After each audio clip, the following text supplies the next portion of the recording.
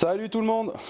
Alors aujourd'hui démontage complet du moteur Honda type GB4 donc sur un 50 CRF, donc moteur Honda, donc du top matos. Non, allez, après je vais pas vous cacher, ce moteur là c'est le mien en fait, c'est celui de ma Mini que je me sers pour les démos. Donc ce moteur là, ce qu'il faut savoir c'est que je l'ai depuis 2004.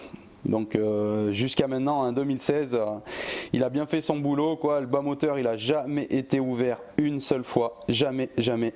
C'est vraiment du top matos. Moi, je m'en suis jamais plaint. Donc c'est pour ça, là, après toutes ces années, je vais quand même l'ouvrir pour changer les morceaux, changer les roulements, voilà, regarder un peu l'état des pièces, etc. Et voilà quoi, donc ce moteur là il est increvable, c'est vraiment de la super qualité, quoi, c'est du Honda quoi. Donc après il y a les autres moteurs de dirt, hein, donc tout ce qui est la chinoiserie là, et compagnie, donc YCF, CRZ, donc c'est les moteurs Lifan, hein, c'est sur une même base avec deux points d'accroche sur le cadre. Mais bon, la différence avec le Honda, c'est que c'est pas forcément fiable. Les pièces, c'est ce qu'on appellerait entre guillemets du cochonium, quoi. C'est pas super, donc il y a beaucoup de casse, beaucoup de panne d'allumage. Enfin bon, c'est assez aléatoire et c'est un peu la loterie quand on achète ces choses-là. Et puis bon, de toute façon, ces motos chinoises de dirt là, vous savez pourquoi vous les payez 600 €, quoi. C'est-à-dire ça vaut rien, mais enfin voilà, ça va bien pour aller chercher le pain, mais si on veut lui en mettre un petit peu dans la gueule, voilà quoi, je veux dire, c'est pas trop ça le top. Enfin bon bref, on va pas parler de la qualité des moteurs là, on va parler des montages. Allez, c'est parti, je l'ouvre. Allez, on va accéder côté embrayage.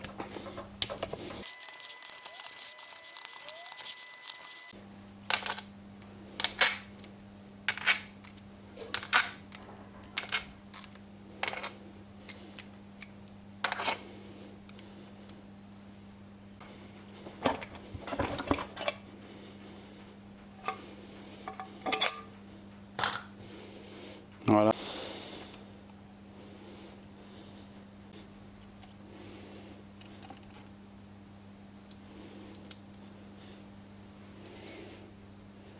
Donc moi j'étais obligé, j'avais un souci avec les vis là, j'étais obligé donc de les percer, mais bon c'est venu, donc support. Hop. Donc là maintenant il va falloir dévisser l'embrayage. Donc on a une petite butée qui retient donc le petit écrou central, donc on va enlever la languette de maintien frein et après on va faire tourner donc l'écrou donc pour le visser. Donc à la base il y a un outil spécial, mais bon moi je l'ai pas, alors je vais le choquer pour le visser.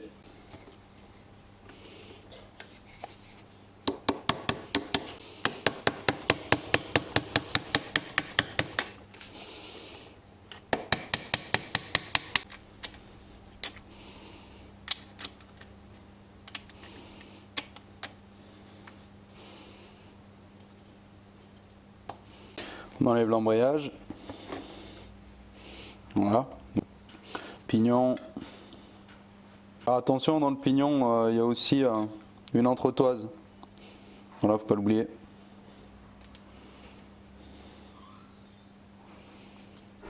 On enlève la grande roue dentée, un petit circlips.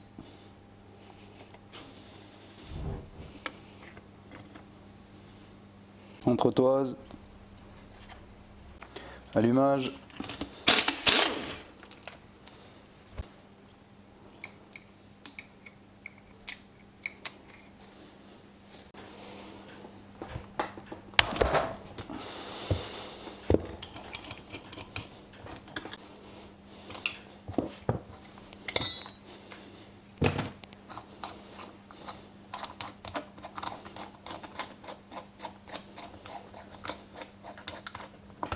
démonte le stator et le capteur, le maintien du support de fil, on enlève voilà l'allumage du GB4.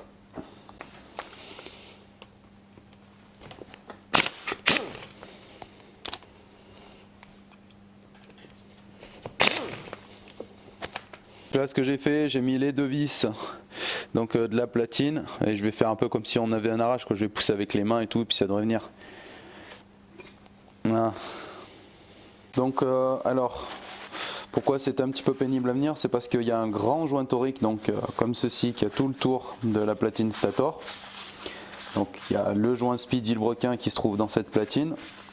Et il y a deux petits joints toriques supplémentaires, donc qui se trouvent ici et ici. Donc il faut les récupérer. J'en ai un qui se trouve là, qui allait ici, et le deuxième est resté dans le carter moteur. Il est là, petit coquin. Voilà. Il faut défaire aussi pignon de sortie de boîte. Voilà. Voilà. Donc je vais défaire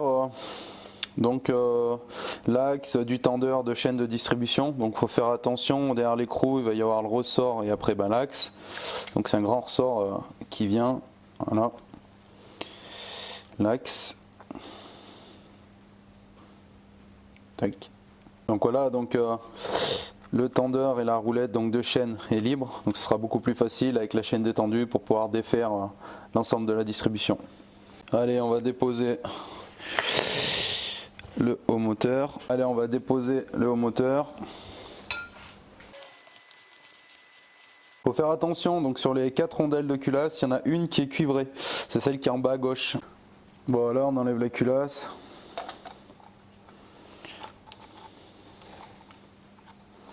Essaye de ne pas esquinter trop le joint, parce que j'ai pas envie de le changer. Voilà. Et mon pote, bouge un peu les écrous si vous voyez qu'il est un peu trop collé, donc comme là, moi c'est le cas. Faut prendre un petit cutter, le faire venir tout doucement pour pas l'esquinter. Tac. Donc avant de déculasser, il va falloir enlever la chaîne de distribution.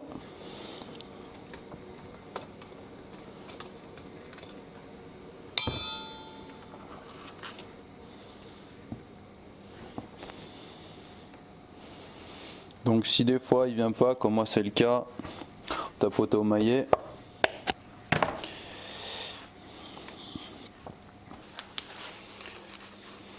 Donc voilà comment que c'est fait dedans. Donc vous avez un repère sur la poulie d'arbre à cam qui est ici là, le petit rond, et ce repère là se met en face d'un autre repère qu'il y a sur les culasses. Mais là tout de suite c'est pas, ça va pas servir à grand chose. On défait la vis là.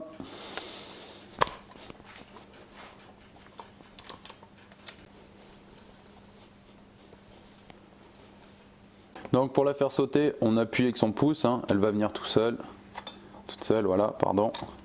On défait, on fait dérailler la mini chaîne. C'est un petit peu, soit c'est chiant ou sinon ça se fait assez bien, ça dépend de votre habitude. Voilà. Le pignon d'arbre à cam, sortie d'arbre à cam, il est fait comme ça. Bon, on va défaire la culasse.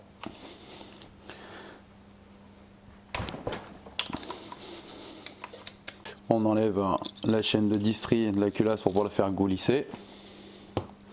Et la culasse va venir toute seule.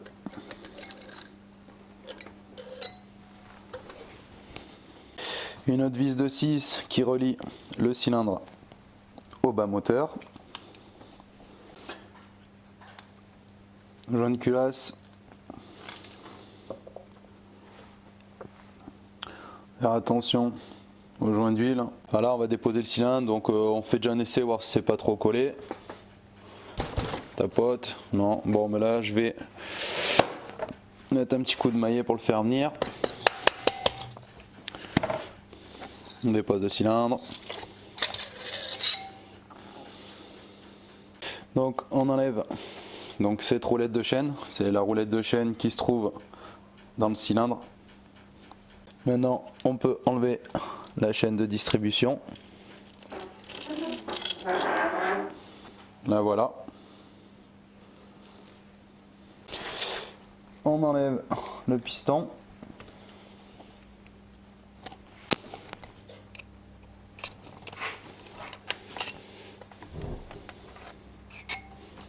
Donc moi j'ai un peu de calamine, je nettoierai tout ça avec la culasse avant d'y remonter propre.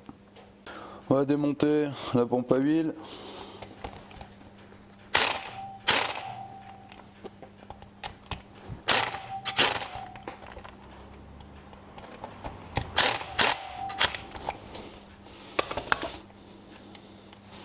Donc moi ce que je vais faire, c'est que je vais mettre une pompe à huile avec un débit plus gros. Je l'avais jamais fait jusque là, mais là c'est comme qui dirait l'occasion qui fait le larron. Et ben je vais le faire. Je vais mettre une pompe à huile comme mon cylindre que j'ai plus gros en trail bike.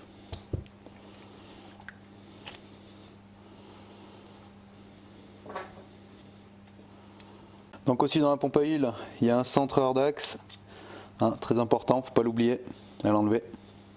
Vous pouvez défaire au moins les deux commandes, mais vous ne pourrez pas encore enlever tout de suite l'axe. Donc voilà, une, il faut l'enlever, elle a un ressort. Hein. Première commande, le ressort sera facile à mettre, hein. Il est embuté comme ceci et comme ceci. En fait, il se mettra comme ça. Vous ne pourrez pas vous tromper, c'est vraiment très simple. Et c'est comme tout, si par exemple vous doutez de vous pour le remontage pour plus tard, voilà, tac, par exemple vous voyez que le barillet il faut qu'il soit comme ça, bah faut pas hésiter, vous prenez une photo, comme ça vous fait un pense-bête. Maintenant qu'on peut prendre les photos avec le téléphone et tout, faut pas hésiter, hein, faut pas se louper. Hein.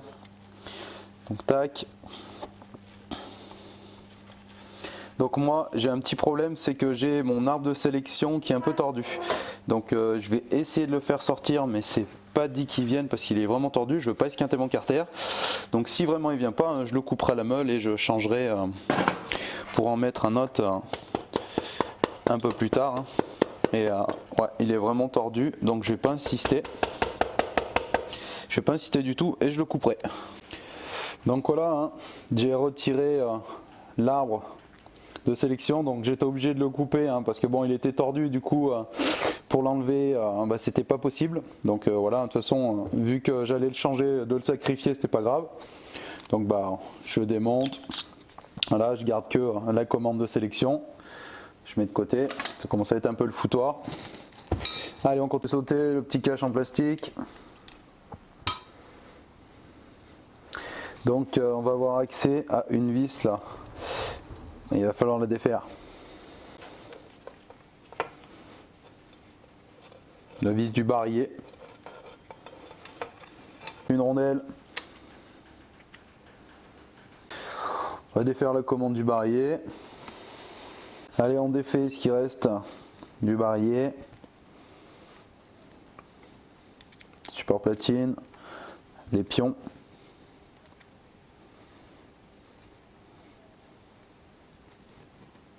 Allez, on défait les vis du carter.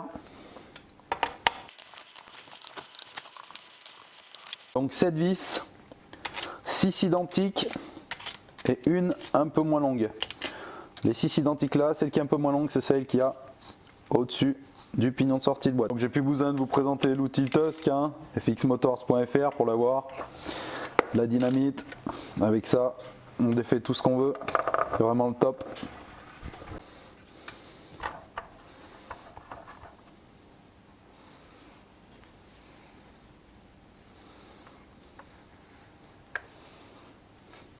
Donc voilà, on a accès à la boîte de vitesse, donc on va la déposer. Donc pignon, rondelle, là après il n'y a plus, là c'est pignon simple, on peut enlever, on dépose,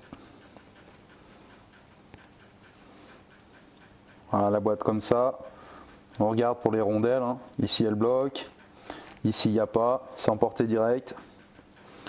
Après vous avez un autre pignon sur le grand, il ne faudra pas oublier, avec rondelle et la bague. Voilà. Et donc la rondelle pour le barillet qui sera ici.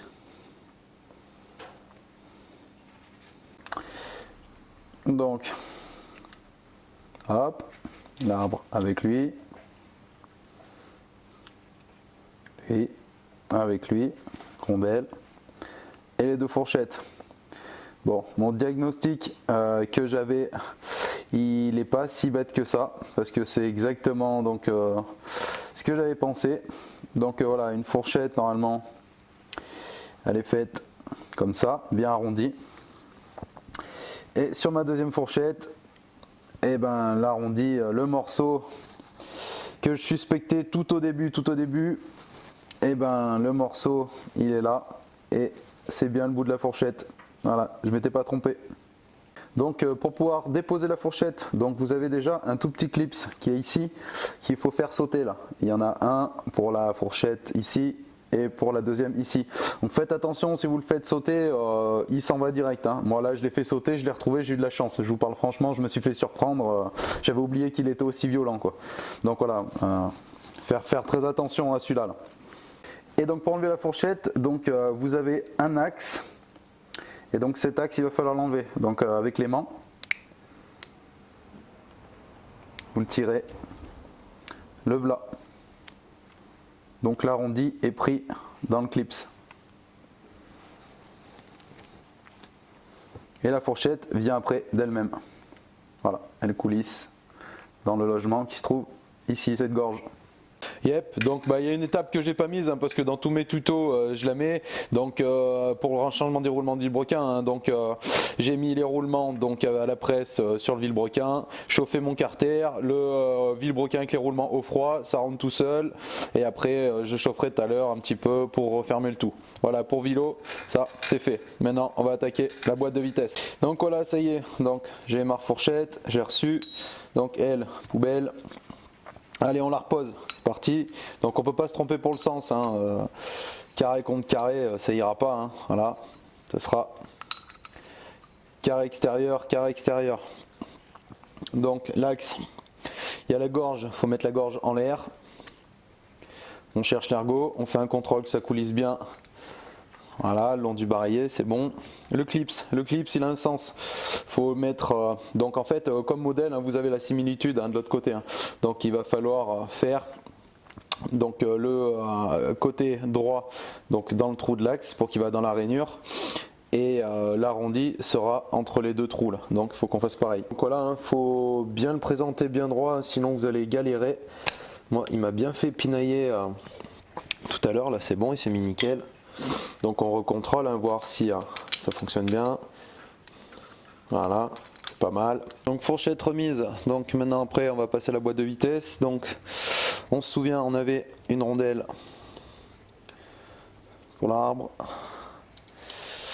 Voilà, je mets un petit peu de graisse pour la coller pour pas que ça bouge pour le montage. Hein. On avait les pignons en fond. Donc il y avait rondelle et entretoise.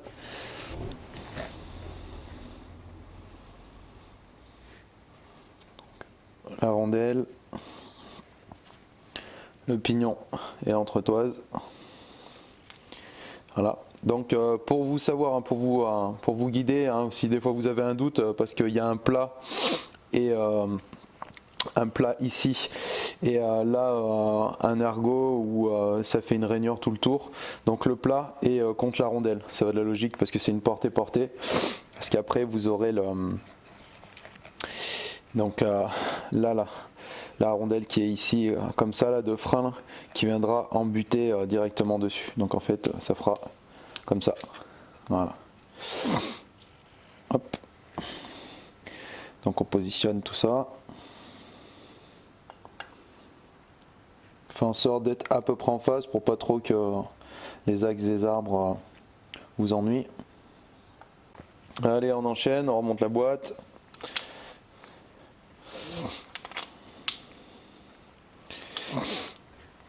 On présente tout ça.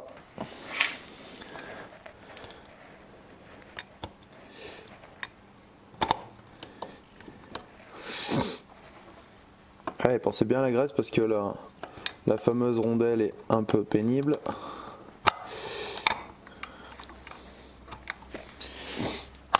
On va mettre le barillet.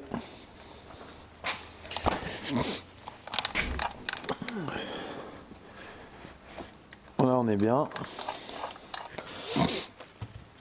Donc ce qui reste, hein,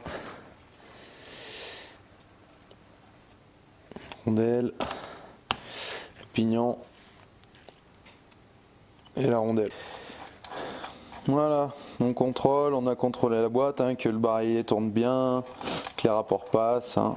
Hop, c'est bon, voilà.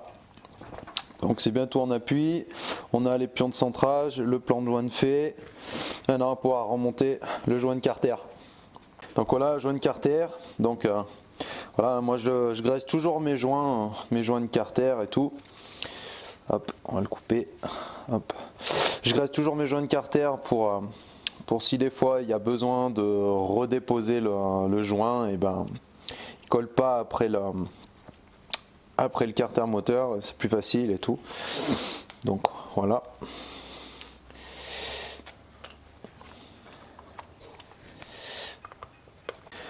Donc voilà l'autre carter, donc plan de joint nettoyé, voilà, il n'y a pas de merde et compagnie. Donc ici là, je sais pas si vous voyez, donc là hein, c'est pour l'arbre de démarrage et compagnie, voilà, on voit il revient et compagnie, etc. Donc en fait on voit cette tige là, donc en fait il va falloir qu'elle ait sa place dans un logement, donc un logement qui se trouve ici là, donc là. Donc nous on voit il y a le rond et on va faire une découpe pour pouvoir permettre le passage de la petite tétine ici là.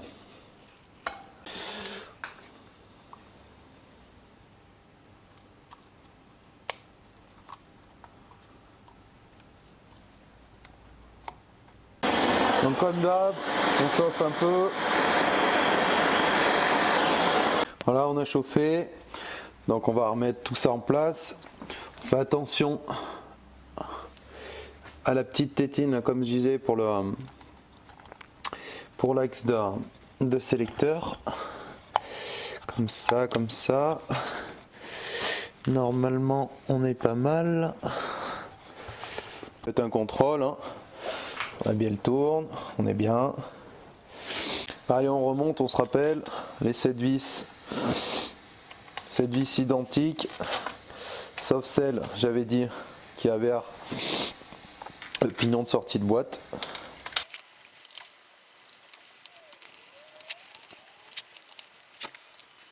On se recouple, hein. Faites pas les bourrins, c'est de la petite vis en alu, hein.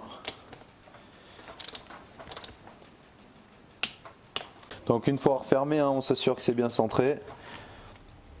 Moi pour ma part, je suis bon.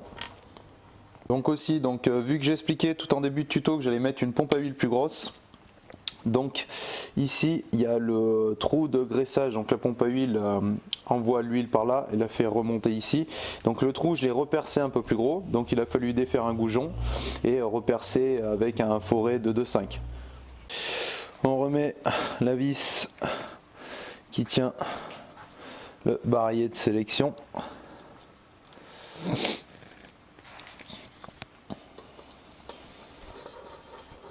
On remet le petit cache plastique, le plat vers l'ergot.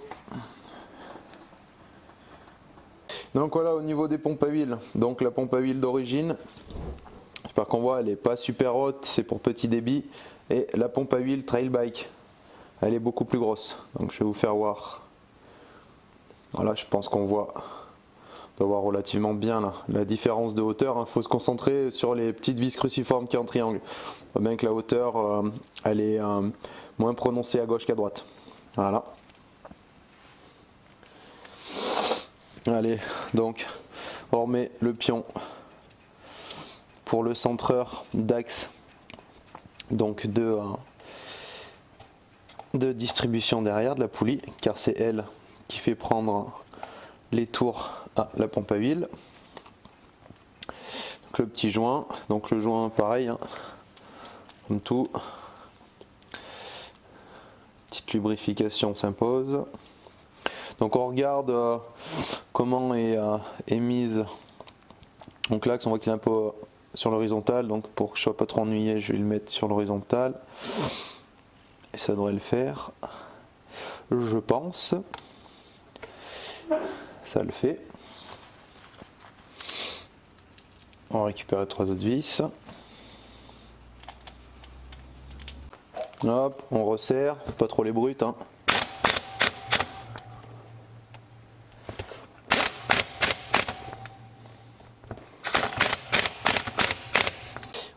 Voilà mon bel axe 9. J'espère que je vais pas le plier rapidement, que je m'en colle une encore.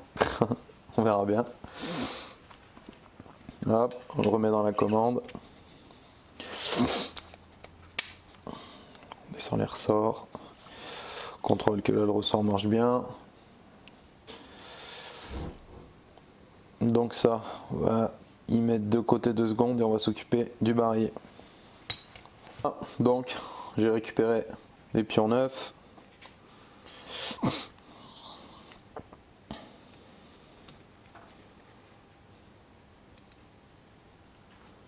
Donc sur vos pions, il y en a un qui dépasse un petit peu plus qu'un autre. Donc c'est pour pouvoir faire un calage pour la platine là. Donc bien se caler. Voilà, on avait dit le plat côté droit. Allez, on remet la commande de sélection. Donc cette ergot-là pour la tétine entre les deux. Et on fait passer derrière. Commande. Hop, on fait en sorte qu'elle soit à la mise. Donc la commande de renvoi, donc elle a son ressort. La butée, on peut pas se louper, hein. Y a pas, on peut pas le mettre comme ça. Donc hop, elle a un logement. On met bien le ressort de façon à ce qu'on soit sûr qu'il soit bien dedans. La vis. La vis a un épaulement de façon à caler donc la commande. Donc faire en sorte à bien la mettre comme il faut pour que même serrée qu'elle bouge. Donc vous serrez, vous regardez qu'elle bouge. Hop, on serre. Voilà, ça bouge. On met la petite grille crépine.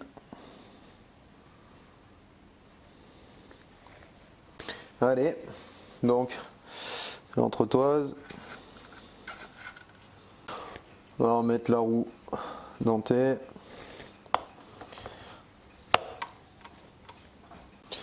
Clips.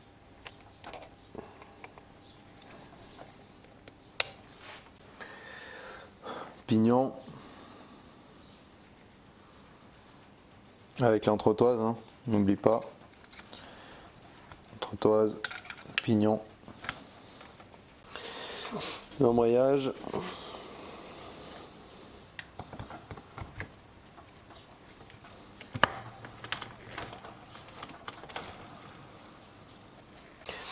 Donc la rondelle frein, rondelle et l'écrou. Donc ce coup-ci, ce que j'ai fait, c'est que j'ai acheté l'outil en même temps que les 2-3 pièces que j'avais commandées. Du coup, ça va un petit peu moins m'enquiquiner pour le montage.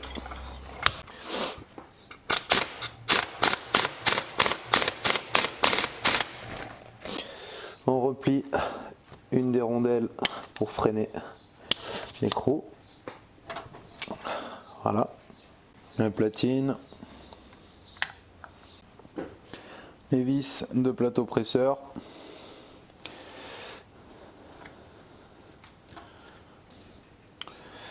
La commande. Voilà. Ressort et la platine à 3 billes. Et la patte roulette. Donc en fait voilà, donc cette pièce là, elle va aller ici. Donc alors la technique, on desserre le contre-écrou, on vient serrer la vis à fond. Voilà. On va venir renquiller tout ça. Normalement, je devrais pas trop lutter pour tout remettre. Faut bouger un peu l'axe de sélecteur. Et puis en centrage. Donc après, on met les vis. Donc alors pour le réglage là pour le GB4, donc la notice Honda c'est donc on serre donc dans le sens des aiguilles d'une montre. On desserre jusqu'à qu'on sente une résistance. Donc là je desserre, là je l'ai et on resserre d'un quart de tour. Voilà, et après il faut remettre le contre-écrou. Hop.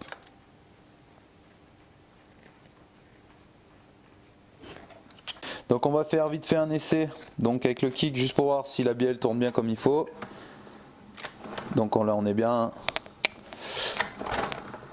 Ils sont bien ces roulements. Donc là pour ce qui est de ça c'est bon. Et on fait un essai avec la boîte de vitesse. Là, je mets pas le sélecteur dans le bon sens mais on va faire un essai. Voilà, on teste, on descend. Voilà. Voilà. Je suis bon. Allez, on remonte les éléments de distribution. Donc sur la commande, on remet un poulie, la chaîne,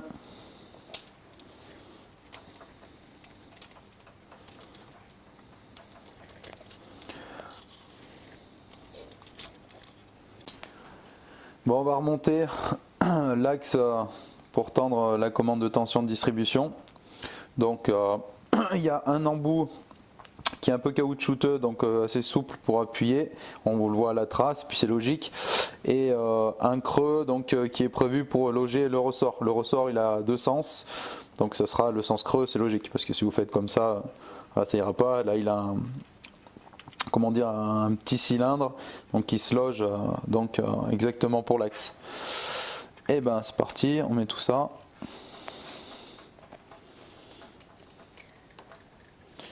Voilà, il vient en tension. Après, on va mettre la vis. Donc ce que vous faites, vous l'approchez juste comme ça au début, parce que tout à l'heure, pour remettre l'ensemble, de le laisser desserrer, ça pourra aider. Donc moi, ce que je vais faire là, je vais d'abord remonter le haut moteur. Comme ça me permettra de regarder si tout est bien en face au niveau de la chaîne, et je mettrai l'allumage en dernier. Je vais en base, comme d'hab. La graisse de ses morts.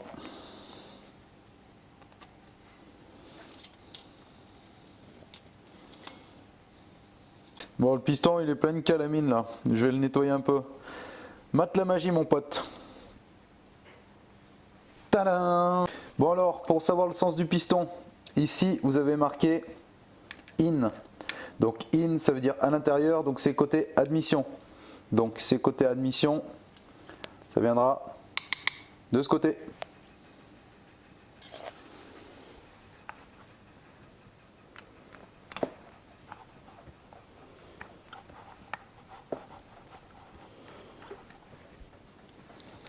Le circlips, on met bien le chiffon hein, pour si des fois il saute ou qu'il tombe, pour pas avoir de soucis à le mettre dans le bas moteur.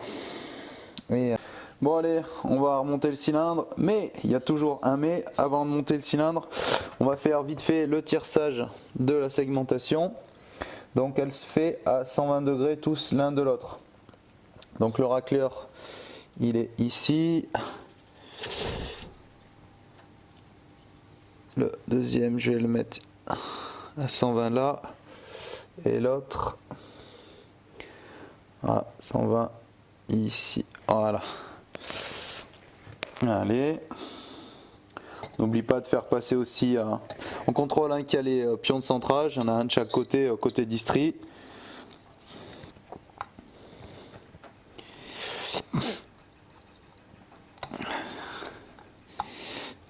Je me suis coincé un petit bout de doigt dedans.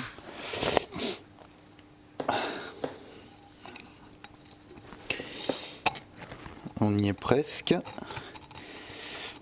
Voilà, on fait passer la distribution. Allez, on va refermer le cylindre. On n'oublie pas le petit joint d'étanchéité. On descend tout ça. On tapote au maillet parce qu'il y a les petits pions de centrage pour les mettre. Voilà. Ensuite, le joint de culasse. Aussi, on met la roulette de distribution. Donc comme le piston tout à l'heure, hein, on remarque que les soupapes de la culasse sont un petit peu sales. Et ben, waouh, c'est un peu mieux là. Allez, on enchaîne, on met donc la culasse. Donc voilà, le truc que j'ai pas fait tout à l'heure, bah, je l'ai fait maintenant, pour pas me faire piner. C'est foutrement pratique. Voilà. Ça évite de... La vis qui relie la culasse au cylindre. On remet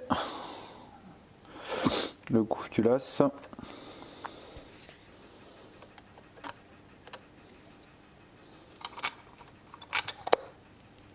Donc voilà, couvre-culasse serré, hein.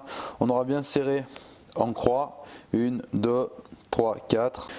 On va remettre la plastine stator. On se souvient, il y avait deux petits joints toriques qui se trouvaient donc en face de la platine. Un là et un là. Donc important à les mettre, hein. Torique pour étanchéité. Voilà. On remet la platine stator. On se trompe pas. Capteur. C'est de ce côté. Tout petit serrage, hein, pas trop violent. Voilà. Voilà. Allez, on remet le stator.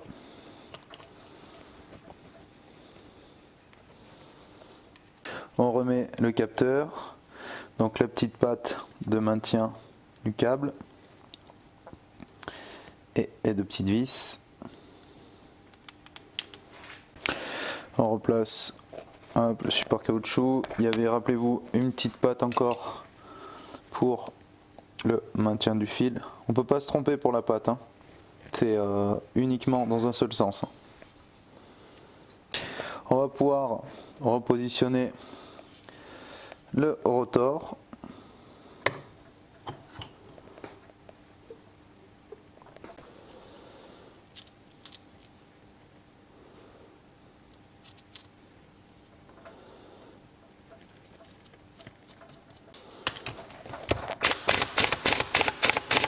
Donc pour pas être ennuyé, j'ai redéfait la vis afin d'avoir la roue en plastique de libre, afin de gagner en fait en jeu sur la chaîne de distribution.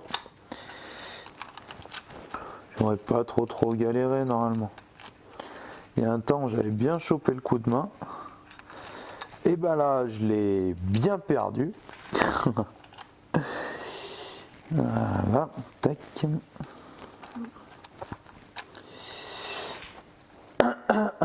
Pardon. La crève de ses morts. Non, là c'est pas bon.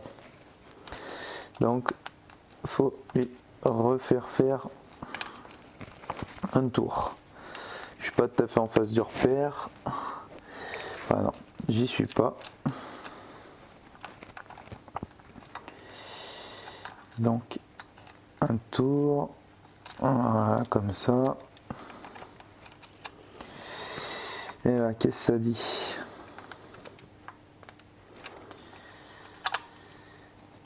Là, je serais pas mal. Repère T. Voilà, là, je suis bien. Donc, contrôle. On regarde, le repère est là, le repère est là. Repère T, je suis en face. Ouais, c'est bien. Donc, on resserre la vis de la roulette de distri.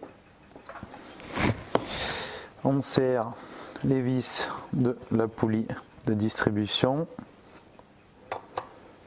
On va remettre le ressort avec la vis.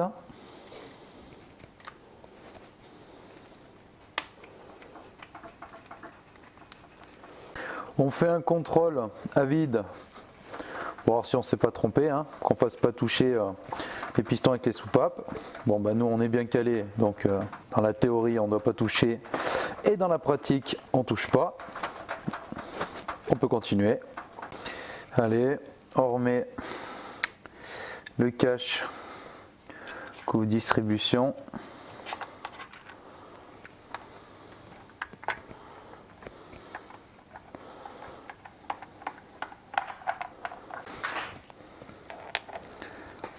Pignon de sortie de boîte. Le sabot. La barre de repose-pied. À la journée séance, je dépense moins d'énergie à m'inquiéter. Je découvre une façon confiante et joyeuse d'être. Je ne traque pas la faute chez les autres et ne me... faire un pas pour changer de vie, quoi.